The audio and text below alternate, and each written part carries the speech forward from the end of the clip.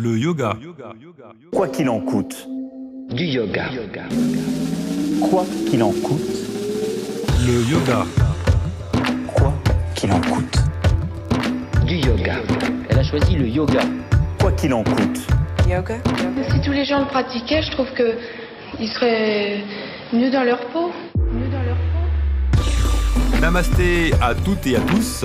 Le yoga, quoi qu'il en coûte, un podcast positif et bienveillant proposé par Yoff. C'est une expérience tout à fait passionnante que nous vous proposons de suivre maintenant. Des interviews de personnes pour qui le yoga est rentré dans leur vie, des méditations, de l'hypnose et des exercices de respiration. Le Viparita Karini est une posture de repos qui apporte détente et lucidité. De quoi aller mieux, des tips, des livres, des recettes véganes ou pas. Ce qui est important, c'est l'attitude intérieure. Le yoga, quoi qu'il en coûte, Quoi qu'il en coûte. c'est ici et maintenant. Bonne écoute. Le yoga, snobisme, curiosité. Bonjour à toutes et à tous pour cet nouvel épisode du yoga quoi qu'il en coûte, où aujourd'hui j'ai le plaisir d'accueillir Anaïs. Alors Anaïs, comme d'habitude, je ne la connais pas et on va apprendre à faire sa connaissance à travers des sujets yoga. Elle a répondu gentiment à l'appel à invité que j'ai fait il y a un mois et demi. Bonjour Anaïs. Bonjour à tous. Est-ce que tu peux te présenter ? Bien sûr. Alors moi, je suis Anaïs, je suis coach sportif spécialisée dans la gym douce, donc le yoga et le pilates. J'habite dans le sud de la France, juste à côté de Marseille. J'enseigne du coup, sans surprise, le yoga, le pilates dans des associations, donc à la fois en présentiel et aussi en visio. Ok. Est-ce que tu peux nous raconter comment tu as connu le yoga et puis éventuellement ton premier cours ? Bien sûr. Alors, j'ai connu le yoga... parallèlement avec mon père qui pratique tout ce qui est bouddhisme. Donc c'est un petit peu différent, mais c'est quand même avec lui que j'ai découvert cet univers-là. Mais j'étais pas très très ouverte à la pratique du yoga au tout début. Bon, c'était vraiment un effet de mode et je comprenais pas trop le mélange entre le yoga très dynamique. Pour moi, c'était un petit peu du sport, donc j'arrivais pas trop à bien comprendre ce qu'on pouvait faire dans un cours de yoga. Et j'ai été invitée donc par une amie qui est professeure de yoga à Tenerife, donc en Espagne. Et du coup, j'ai pas échappé. Elle m'a donné un premier cours. Donc c'était un cours assez doux et un petit peu dynamique en même temps. Ça mélangeait vraiment les deux. Et en fait, à la fin du cours et pendant les jours qui suivaient, je me suis vraiment rendu compte que ça m'avait procuré un bien-être intérieur. Donc j'étais moins stressée. À l'époque, je travaillais aussi devant l'ordinateur. J'avais moins de tension, j'étais plus concentrée. Et en fait, du coup, j'ai pratiqué avec elle pendant 15 jours. Et du coup, c'est comme ça que je suis devenue un petit peu fan du yoga. C'est-à-dire que tu as fait 15 jours de cours de manière régulière. Tu n'as pas fait un seul cours et après tu es revenu plus tard. Tu as fait une série. J'ai fait une série de cours parce qu'elle donnait tous les jours des cours. Alors, en plus, c'était à moitié en espagnol, français, anglais. Du coup, c'était très drôle. Et elle a donné aussi des cours donc spéciaux vraiment sur la méditation, sur la respiration, sur le souffle. Et c'est là que j'ai vu qu'en fait, c'était vraiment essentiel de pratiquer tout ça régulièrement et de venir en fait se recentrer. Donc c'est D'accord. vraiment à l'époque, ça m'a permis de découvrir vraiment ce que c'était la pratique du yoga. Et juste pour comprendre par rapport à ton père, donc ton père il t'avait proposé des choses en termes de yoga, de méditation, où tu le voyais faire et Alors simplement. mon père, il prenait c'était des cours en fait vraiment dans la philosophie bouddhiste. Et il y avait beaucoup de lectures des anciens textes et ça parlait beaucoup de l'ego, du souffle, de la respiration. C'était très spirituel en fait. Mais est-ce qu'il pratiquait le yoga ? Il pratiquait pas le yoga, non. D'accord, mais donc il y avait le côté peut-être spirituel de loin. C'est ça. D'accord. En fait, ce côté spirituel qui rejoint quand même de manière très proche le côté spirituel aussi du yoga avec le fait de se recentrer sur soi, de laisser entre guillemets son ego de côté, ça se ressemble quand même vraiment, vraiment beaucoup. Et laisser tourner le monde autour de soi sans Voilà, sans l'accrocher. Oui, exactement. Ok. Et alors, ce premier cours à Tenerife, c'était il y a combien de temps ou tu avais quel âge pour Alors là, j'ai 34 ans, du coup, donc c'était il y a à peu près entre 8 et 10 ans. Ok. Et qu'est-ce qui t'a fait passer du côté, alors j'allais dire pas au côté obscur pour blaguer, mais du côté professorat, devenir prof de yoga? Alors en fait, moi j'étais, bon, je le suis toujours parallèlement. J'ai mes deux activités. J'étais chargée de communication, donc comme j'ai dit tout à l'heure, j'étais vraiment sur l'ordinateur presque 7 heures par jour. Et j'avais très peu d'activité physique parce que j'avais pas le temps et j'avais un job assez stressant, comme beaucoup de personnes. Et j'avais déjà en tête, depuis petite, de travailler de manière plus générale dans le domaine du sport. Et quand je suis partie en fait à Tenerife faire les cours de yoga, ça m'a confirmé en fait que j'avais vraiment besoin de changement. Du coup, juste après ça, donc comme quoi ça a été quand même très efficace, j'ai décidé de passer mon diplôme de coach sportif. Ok. Donc j'ai passé mon diplôme, j'ai fait un diplôme de fitness, de muscu, et en fait c'était vraiment, pour le coup, je suis passée dans le côté obscur, c'était 5 à 6 heures de cours de sport par jour. Et en fait, c'est vraiment le fait de pratiquer le yoga aussi à côté de ça qui m'a aidée à survivre pendant cette formation très très intense. Et en fait, ça a vraiment pris tout son sens. C'est là que je me suis dit, je vais devenir coach sportif, mais je vais me spécialiser dans tout ce qui est gym douce. D'accord. Et le cours de yoga, le premier cours que tu as fait, tu t'en souviens dans quelle famille c'était ou Le premier cours que j'ai donné, Ouais. le Ah premier... non, pardon. Le premier cours avec ton ami à Tenerife. Alors on n'était que toutes les deux, c'était en bord de mer, et on a fait à peu près 45 minutes à 1 heure de pratique. Mais en fait, c'était super personnalisé vu qu'on était que toutes les deux, donc c'était D'accord. vraiment Oui, adapté à c'était moi. c'était pas un cours collectif où tu t'es mis dedans. Ok. Et donc ta formation en termes de professeur de yoga, c'était quel type de yoga?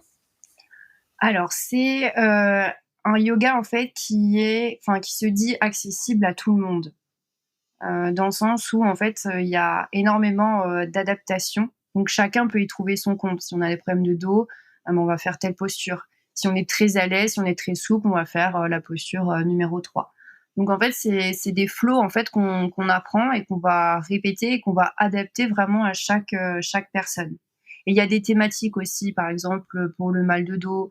Il y a aussi une thématique pour se relaxer un peu plus, où là on va rester très longtemps sur les postures. C'est vraiment un yoga assez global et qui est adapté aux jeunes, aux débutants, à ceux qui pratiquent un peu plus. Très accessible, on va dire. Ok. Et une petite question, parce que par rapport aux dernières interviews que j'ai pu faire, est-ce que dans cette formation, il y avait un chapitre par exemple, marketing et un chapitre finance? Eh bien non, Pas du tout? pas du tout. D'accord. Et genre le côté professionnel, calculer le prix de revient d'un cours ou mettre en place un budget ou côté marketing du contenu, c'était pas du tout. Il n'y Alors, avait pas d'atelier.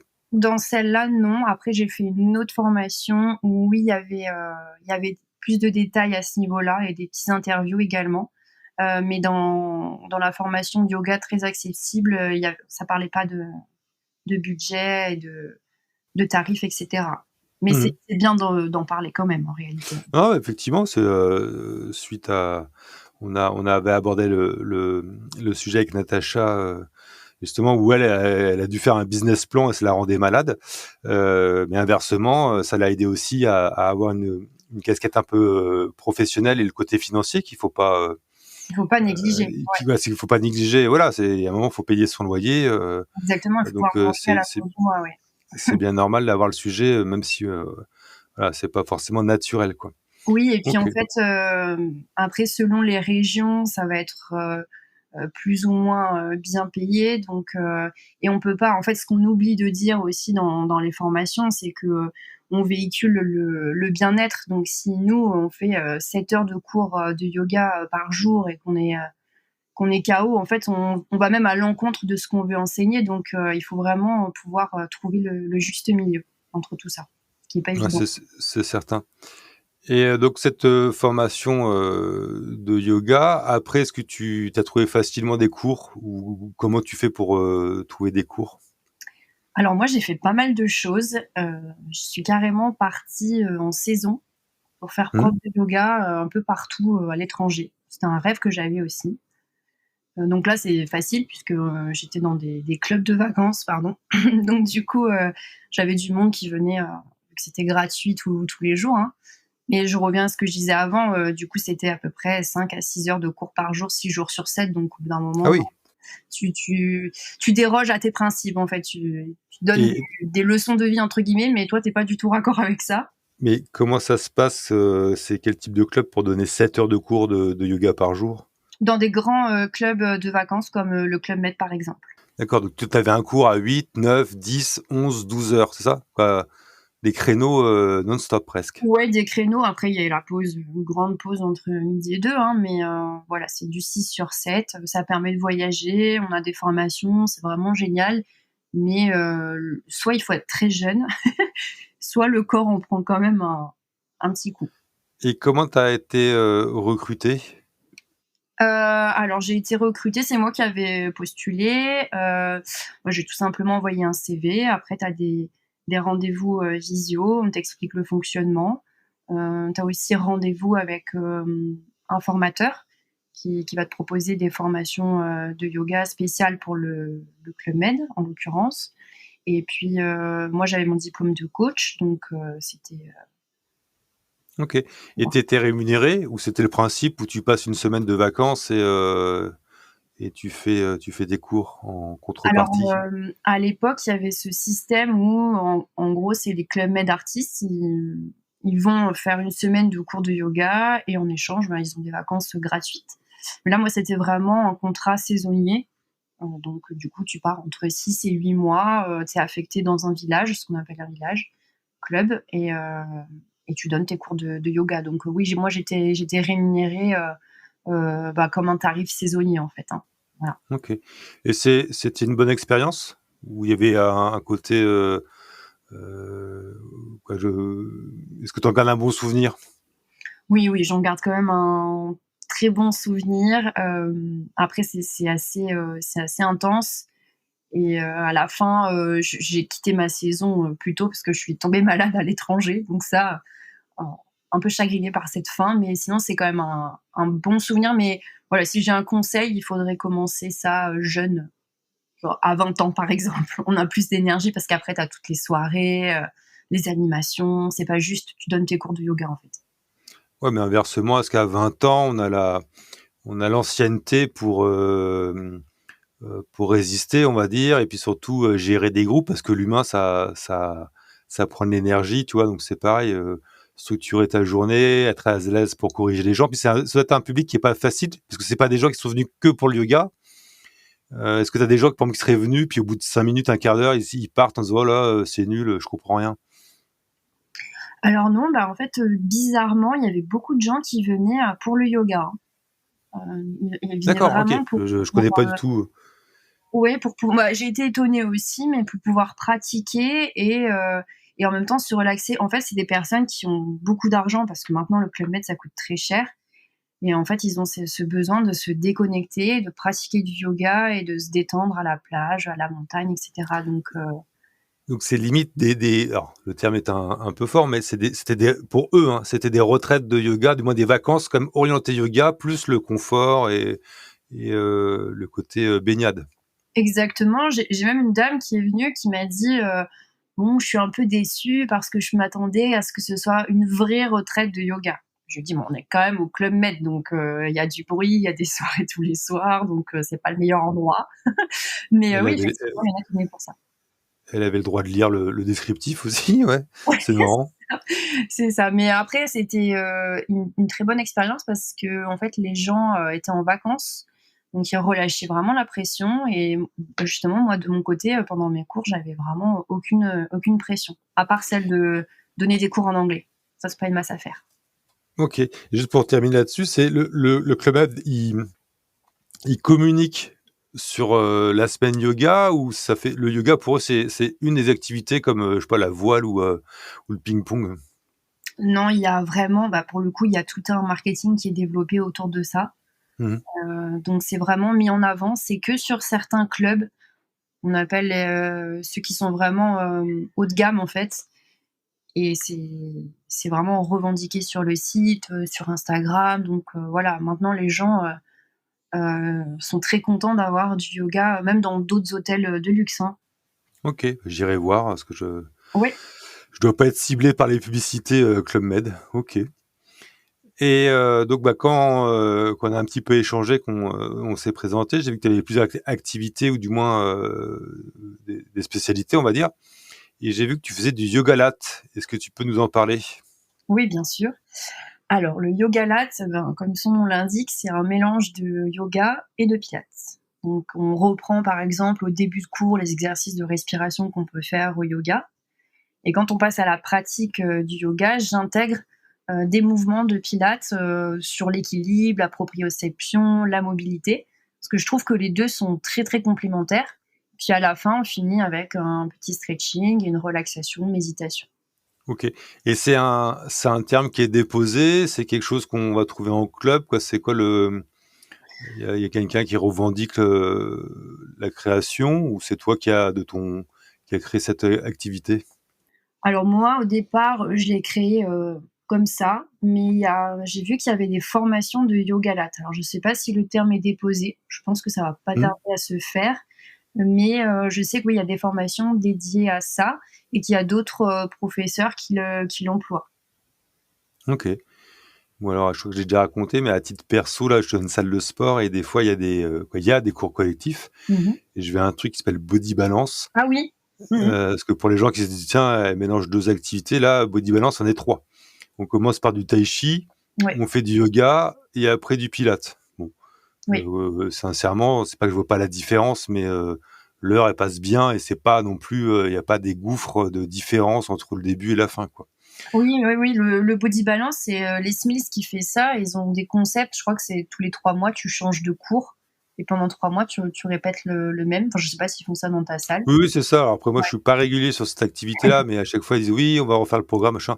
ouais. Bon, après, c'est toujours des asanas ou des techniques, plutôt, connues, et classiques, Oui, donc oui, oui, complètement. Ouais. on s'y retrouve, quoi. Et par rapport à cette proposition de yoga latte, c'est quoi? Tu fais des cours dédiés ou c'est, comment tu le proposes aux gens? Alors oui, c'est des cours qui sont vraiment dédiés à ça. J'appelle ça à chaque fois le cours de yoga latte. Donc bon, j'explique au début. Après, les gens sont habitués, mais en fait, du coup, ça ressemble un petit peu justement au body balance et ça permet aux gens de découvrir les 2 techniques, quoi, le yoga et le pilates, et aussi de varier les exercices. Les gens, ils viennent spécialement pour ça, pour le yoga latte? Ouais. Oui, Ils ont alors pas généralement, c'est des gens qui connaissent un petit peu le yoga, mais pas trop, qui aiment bien le pilates et qui aiment bien les choses assez dynamiques. Donc en fait, ils se retrouvent bien là-dedans. OK, bah, c'est cool. Mmh. Et alors, ce qu'on verra aussi à la fin où on peut te retrouver, et tu as aussi un sujet qui était intéressant, et là, peut-être, quelque chose de plus perso, donc tu nous expliques, ce que tu veux, mais a priori, la quand même, c'est sûr, tu me l'as dit, la Mmh. respiration contre l'anxiété. Et c'est quelque chose que tu proposes a priori aussi? Est-ce que tu peux nous décrire, ce que tu fais? Alors, déjà, ce que je fais à chaque début de cours et qui fonctionne plutôt bien, c'est qu'en fait, on réapprend à respirer. Dans la Mmh. vie de tous les jours, on respire, c'est un automatisme, mais il y a jamais de moment où on vient se concentrer sur notre souffle. Et en fait, le fait de venir réapprendre à respirer, surtout la respiration abdominale, on vient en fait avoir un peu plus d'oxygène, en fait, oxygéner un petit peu son corps et son esprit. Et le fait de se concentrer sur sa respiration, ça permet aussi de se décentrer de ses angoisses. Donc en fait, le mental est focus sur une seule et même chose, qui est la respiration, qui est l'essence même de notre corps.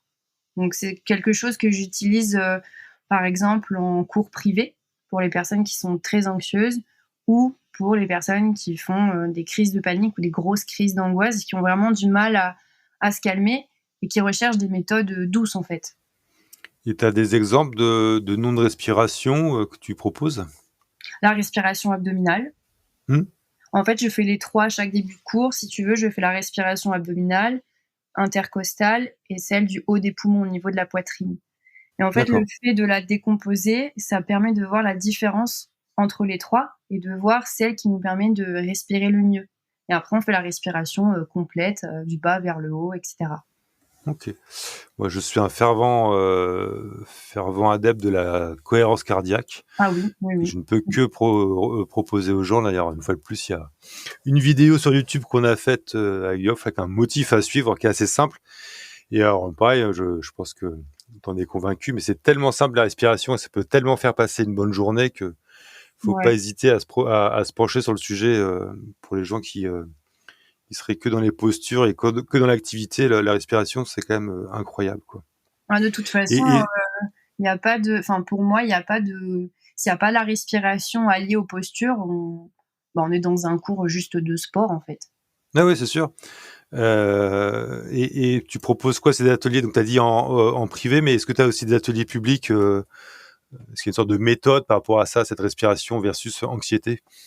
Alors, des fois, je fais des petits ateliers relaxation, méditation, donc en Mhm. petit comité, pardon. Et en fait, comme je le disais tout à l'heure, on réapprend à respirer. On découvre en fait les bienfaits de la respiration. On va vraiment venir écouter son corps et après, on essaie de méditer. Donc, je leur propose des petits outils, des petits tips pour aider à calmer un petit peu le mental. Et après, chacun va faire sa propre expérience. Puis à la fin, on échange sur ce qui s'est passé pendant l'atelier. Et ces deux pratiques, le yoga latte ou la respiration, c'est tu donnes des cours dans un studio, tu as ton propre public. Comment tu Alors, fais? un petit peu des deux. En fait, là, je travaille avec une association qui, elle, donne des cours de cross-training, de danse, etc. Et moi, j'interviens sur le yoga et le pilates. Et du coup, on fait ça ensemble. On a une petite salle qui est aménagée, du coup, dans le sud de la France. C'est quel type d'association? Une association sportive à la Seine-sur-Mer. Parce que c'est quoi étonnant, moi je découvre ça une fois de plus à travers les entretiens, c'est qu'il y a beaucoup d'assos qui sont en recherche de profs. Donc je me dis par rapport aux gens qui débutent, c'est Génial. une piste à explorer, quoi. Mmh. Oui, Euh, les associations et aussi, alors je sais qu'à Paris, ça marche du feu de Dieu. Nous, dans le sud de la France, ils sont toujours un peu plus old school, mais c'est pour les entreprises. Voilà, je vais intervenir dans une entreprise pour donner des cours de pilates entre midi et 2, par exemple. bah, c'est cool. Ouais. Et là, tu as trouvé l'entreprise toute seule ou c'est via une plateforme qui t'a positionné? Alors, l'entreprise, je l'ai trouvée grâce à une connaissance sur Instagram qui, elle, n'avait plus aucune dispo parce qu'elle était full. Donc, elle m'a renvoyée vers une entreprise qui, effectivement, fait le lien entre les coachs sportifs et les établissements. Ça, c'est un bon moyen aussi, le remplacement. J'ai l'impression que pour commencer sa carrière en tant que prof, Ouais, c'est vraiment commencer par bien. du remplacement, c'est une bonne porte d'entrée, quoi. Tu te fais connaître petit à petit, ça fait créer du lien. Enfin, c'est vraiment une bonne ressource. Et est-ce que tu comptes un jour proposer des ateliers de respiration en entreprise? Parce que ça, je pense que ça pourrait faire beaucoup de bien à beaucoup de monde. Mais j'essaie. Ouais, Donc, ouais. c'est un peu compliqué de réussir à voir les entreprises. En fait, tout le monde se cherche. J'ai l'impression que personne se trouve dans le sud de la France, alors que je vois beaucoup à Paris de profs de yoga qui vont en entreprise. Mais c'est vrai qu'ici, c'est un peu au ralenti. C'est-à-dire quand tout le monde se cherche, c'est intéressant ça. Par exemple, quand on m'a appelé pour faire le cours en entreprise de Pilates, c'est une entreprise que moi j'avais déjà démarché. Donc en fait, eux ils cherchaient quelqu'un, moi je cherchais une entreprise, mais c'est tombé dans je sais pas. Ça après, je le répète souvent, c'est que le temps des entreprises et les temps individuels sont pas les mêmes. Donc Oui. même si t'as posté, je sais pas, en janvier, et qu'ils te rappellent en septembre, bah ça peut être normal, quoi. Faut être patient dans la vie. Donc c'est vrai que c'est toujours étonnant, quoi.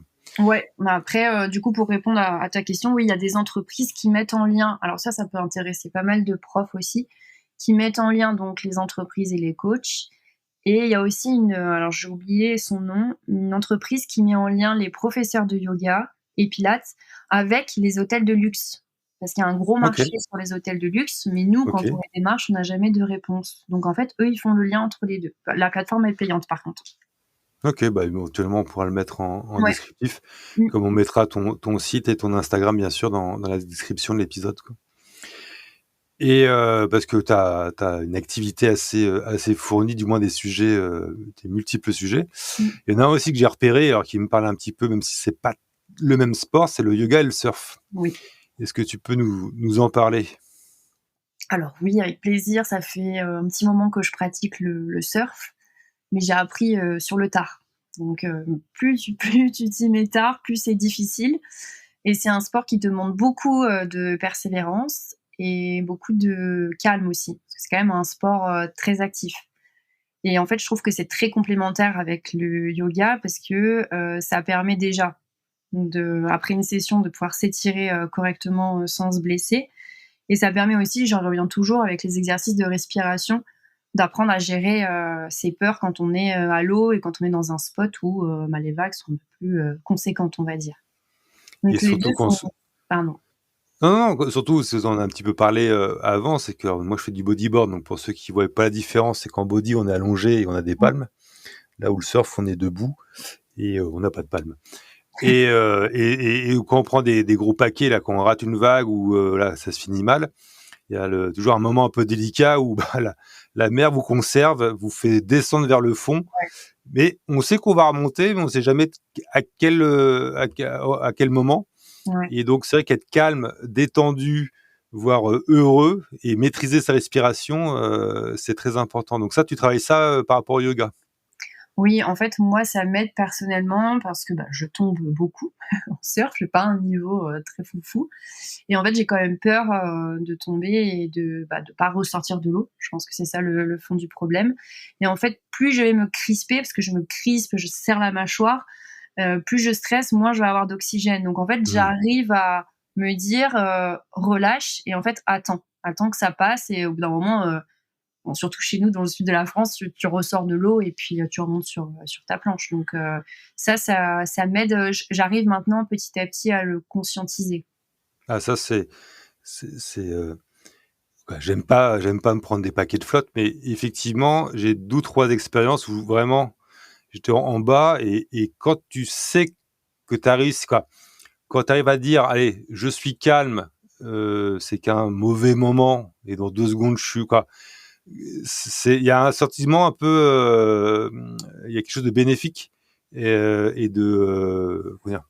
De pas de positif, mais de satisfaisant, voilà. En Oui, disant: «Tiens, bah, sur cette mini épreuve, je me suis pris de la mousse en veux-tu en voilà, mais voilà, pendant 2, 3, 4 secondes, j'ai pas paniqué, j'ai été calme dans ma respiration, je le dis souvent, le confort dans l'inconfort. c'est ça. Ça, c'est vrai que la respiration et ça rejoint un peu la respiration par rapport à l'anxiété que tu pouvais Oui. proposer, en avant, quoi. Oui, pour moi, c'est vraiment, c'est pas pour rien qu'il y a plein de retraites surf, yoga qu'on voit de plus en plus, hein. Et est-ce que tu aurais des asanas, un peu dédiés pour les surfeurs, pour être, plus à l'aise sur la planche? Oui, j'en ai pas mal. En fait, j'en ai plein surtout pour l'équilibre. Mmh. On a pas mal de postures d'équilibre au yoga et ça aide vraiment beaucoup pour le surf. Après, le pilate aussi pour se renforcer, c'est vraiment top pour le surf également. Et j'en ai pas mal pour l'après-surf, pour vraiment se décontracter, se relâcher. Parce que moi, parfois, quand je reste trop longtemps dans l'eau, je sors mes muscles, j'ai l'impression, surtout avec l'eau froide, qu'ils sont encore contractés en fait. Mmh. Donc ça Ah m'aide ça, à oui. relâcher. Ou les crampes aussi, ça peut arriver, ça, c'est terrible. Ouais. Et tu proposes du yoga avant le surf? Alors, j'ai pas encore fait ça, mais ça pourrait être, Non, parce ça pourrait être que, par contre, j'en fais moi, moi pour le coup, avant. je vois 2 aspects. Un, le côté un peu échauffement. Oui, Parce que complètement. si tu es, chaud du corps, c'est surtout quand tu es avec une combinaison dans l'eau froide, le Ouais. fait d'arriver, moi je l'ai vu sur des spots en Bretagne où vraiment, Mmh. et en Normandie, tiens, ça me revient, oui. Si tu t'es pas échauffé, tu fais rien. Tu vois, au moins Mmh. tu arrives, voilà, Complètement. parce que tu pas rouillé, mais voilà. Et surtout, ce qu'on peut imaginer, j'ai en tête des images là, des Hawaïens qui font ça, par rapport à des sessions, c'est que, bah, avant de surfer, ils se mettent dans l'eau puis ils vont faire une prière. Pour remercier l'élément, pour Mmh. remercier la nature, pour remercier l'océan. Donc c'est vrai que ça peut faire du sens avec le côté universel et union du yoga, quoi. Complètement, complètement d'accord. Ok. Et parce que je le disais il y a quelques instants, tu as beaucoup d'imagination et tu crées beaucoup de choses. Tu as aussi mis en place, ou du moins tu vas nous expliquer, tu es en train de mettre en place une nouvelle méthode, une méthode du moins par le mouvement doux, Oui. pour proposer aux gens qui travaillent devant un PC de se sentir mieux dans leur corps. Oui, c'est ça. Alors, en fait, pour être passé par là, on fait 6 à 7 heures d'ordinateur par jour. Ça crée des maux, des tensions physiques et pas mal d'anxiété. Le fait d'être toujours devant l'écran, mais ça c'est vraiment prouvé scientifiquement. Tu as plus de mal à dormir, plus de stress au quotidien, etc. Donc en fait, je développe une méthode, ça s'appelle la méthode TheraMove, en gros la thérapie par le mouvement, pour toutes les personnes qui sont devant l'ordinateur 5 à 7 heures par jour et qui sont assez stressées, pour leur permettre en fait d'avoir une routine du mouvement, mais avec vraiment des mouvements qui sont doux, pour se réapproprier leur corps. Donc par du pilates, par du yoga, par de la relaxation, de la méditation, et le tout en fait déconnecté des écrans, juste par audio en fait, avec le son de ma voix. D'accord. Et les gens ils sont assis, allongés, tu leur demandes quoi, d'être debout? Alors en fait, première chose, je fais un bilan, c'est vraiment c'est du coaching personnalisé, hein. Je fais un bilan au début avec eux pour comprendre leurs besoins, leurs douleurs. Et en fonction de ça, je vais créer en fait la trame du cours. Donc moi, dans ma tête, c'est plus des postures où on va être allongé. Mais si on me dit je préfère être debout et voilà, bouger les bras, les jambes, etc., je m'adapterai. Et on a quand même un premier cours ensemble en one-to-one, en visio, pour bien apprendre la posture juste. Et puis après, c'est uniquement avec les écouteurs. Il n'y a pas d'écran, il n'y a plus de lumière, D'accord. il n'y a pas besoin de tourner la tête pour regarder la vidéo. Voilà, c'est vraiment full déconnexion. D'accord. Non, c'est intéressant. C'est-à-dire qu'effectivement, tu fais une première fois, tu donnes les bases, et après, la personne réplique uniquement à l'oral. D'accord. C'est ça. Donc, ça n'a rien à voir, parce que je pensais que ça aurait pu être un peu comme le yoga sur chaise, ou pas? Ou c'est autre chose? Alors, j'ai prévu un petit carnet avec des tips à faire quand tu es devant l'ordi, que tu as besoin de te décontracter, de faire quelques petits exercices sur la chaise, effectivement. Mais la base de mon accompagnement, ça va être le tapis et c'est tout. Ah, il faut quand même un tapis. Quand même un tapis yoga. D'accord, c'est que les gens sont en tenue de décontractée. On peut pas le faire en tenue de bureau, quoi. Bon, c'est mieux d'avoir quelque chose de souple. Après, tu peux le faire en pyjama. C'est très bon. Ouais, c'est sûr. Non, parce que comme tu parlais des gens qui étaient devant leur ordi, alors avec le télétravail, effectivement, C'est ça. chacun choisit sa tenue. Mais pour ceux qui sont au bureau en physique, en présentiel, savoir si ces exercices adaptés aussi, quoi. Alors, c'est adapté, mais il faut qu'ils puissent retrouver un petit moment au calme, avec une tenue dans laquelle ils sont confortables. Ok, d'accord. Et quand tu dis tu proposes des one-to-one, comment on parlait marketing par rapport aux formations. Comment tu fais pour trouver tes clients? Justement, c'est le nerf de la guerre. Ouais. Mais sur Instagram, du coup, je suis en train de refaire tout mon Instagram pour que ce soit bien ciblé, et sur LinkedIn. D'accord, ouais, parce que c'est comme ça aussi que j'ai vu, j'ai été prendre des informations, et ça c'est intéressant. Sur LinkedIn, il y a une communauté yoga. Tu sens qu'il y a du monde? Alors, il n'y a pas forcément une communauté yoga, mais par contre, il y a beaucoup de cadres sédentaires et qui sont stressés et qui travaillent devant l'ordinateur. Et en fait, l'idée, c'est pas que du yoga. Il y a du pilates aussi dedans. Donc, en fait, c'est d'avoir un accompagnement global et en fait de leur faire découvrir que le yoga, c'est pas juste de faire le grand écart ou d'avoir la tête en bas et les pieds en l'air. Ouais, et qu'il faut pas être souple et qu'il faut pas être végétarien. Ouais, c'est ça. Voilà, parce qu'une fois de plus, hein, l'idée du podcast et de tout ce qu'on fait, c'est de promouvoir la pratique et que les gens aillent mieux. D'accord. Et t'as donné un nom à ta méthode, ou comment tu le packages? Alors, je l'ai appelé TheraMove pour la thérapie du mouvement. C'est mon nouveau nom Instagram, du coup. TheraMove, d'accord. Ouais. C'est-à-dire qu'il y a un Insta dédié TheraMove. C'est ça. Ok, bon, on le mettra également dans la description. Et qui qui est différente des propositions des ateliers de respiration. C'est deux choses. J'ai tout regroupé en un. Donc, tu as regroupé les deux. Oui, j'ai regroupé en fait ce que je fais dans le sud de la France et la méthode TerraMove pour éviter d'avoir trop de comptes à gérer. Comme j'ai aussi mon activité à côté, voilà, je voulais pas que ça fasse trop de choses à. Enfin, ça demande beaucoup de travail quand même de gérer les réseaux Et sociaux. d'énergie, bien sûr. D'énergie. On a un peu échangé. Quand tu as double casquette en plus, ce qui est un peu mon cas, il faut savoir switcher. Voilà. Oui. Et justement, pour toutes les personnes qui seraient intéressées, ou comment on peut te contacter et surtout dans quel type de cours tu interviens, quelle ville, quel horaire? Alors, dans le sud de la France, donc entre Hyères et La Ciotat, voilà, pour les sudistes, ça devrait leur parler. Et sur mon Instagram, c'est méthode TerraMove, tout simplement. On peut me contacter par ce biais-là. Je suis souvent même très connectée. Mmh. Et après, je vais peut-être, alors c'est en pourparlers, mais intervenir pour faire justement des matinées bien-être du côté de l'Orgue, là où il y a les châteaux, tout ça. D'accord. Je connais pas. C'est une ville? Oui, c'est une toute petite ville en Provence. C'est sympa. Ok. Et dans quel cadre, les matinées? Les matinées, c'est uniquement entre Toulon et La Ciotat, c'est les samedis matins. Non, c'est par rapport à ce que tu disais. Tu disais, on me propose, ou c'est en cours c'est des matinées. C'est une entreprise, c'est une assoce? Alors, les matinées, alors ça aussi, ça pourrait intéresser pas mal de monde. C'est en fait une femme qui a des Airbnb Mmh. avec en Provence, donc dans des endroits très calmes et avec des jacuzzis, etc. Et en fait, elle souhaite organiser des matinées brunch, massage et yoga. Mais pour un groupe ou pour genre 2-3 copines? Pour toutes les personnes en fait qui viennent dans ces locations. Ok, alors je dis copine ou copain, car le yoga n'est pas réservé qu'aux femmes. J'en suis la preuve. Mais d'accord, non, c'est pour comprendre la notion de matinée, parce qu'il faut connaître. Donc, ce serait des gens qui loueraient un Airbnb, une dizaine, et puis elles proposeraient ça en plus, d'accord. C'est ça. Mais après, c'est pas, il y a rien de sûr, mais ça se fait beaucoup. Ou par exemple, des fois, il y a du yoga dans les vignes. Pardon? Dans les vignes.